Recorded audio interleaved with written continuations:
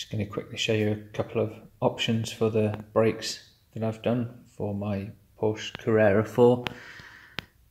This brake unit here, this caliper is from a Porsche Cayenne, which has been modified. You can see there's a bracket on the back of it there, and the caliper's been modified so that fits with a 350mm disc. I'll put the wheel on, which is an 18-inch wheel, the GT3 style wheel. So I'll put the wheel on so you can see how that looks. You can now see the wheel fitted.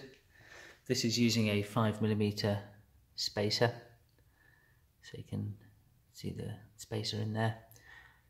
Without that, there isn't any clearance to the wheel, so you can see the space there between the caliper and the wheel.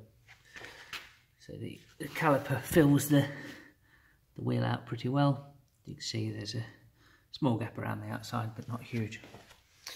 So I'm now going to take this caliper off and fit a different spacer and a different caliper. With the disc and the caliper removed, you can clearly see the bracket here. See the original two mounting bolts in the centre, and then just moving the pickup points further out and extending the caliper off the upright. Here is the new bracket bolted on.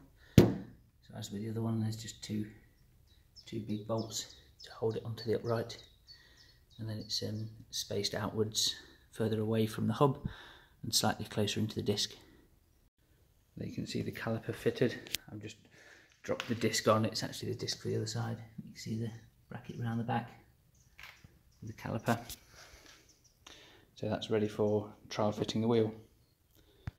This is a 19-inch rather than 18-inch wheel.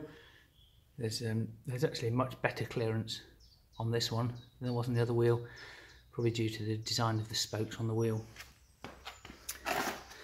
It still fills the wheel out quite nicely though. That's without any spacer on there as well. So might run a 5 or 7mm spacer to push the wheel out a bit further if required.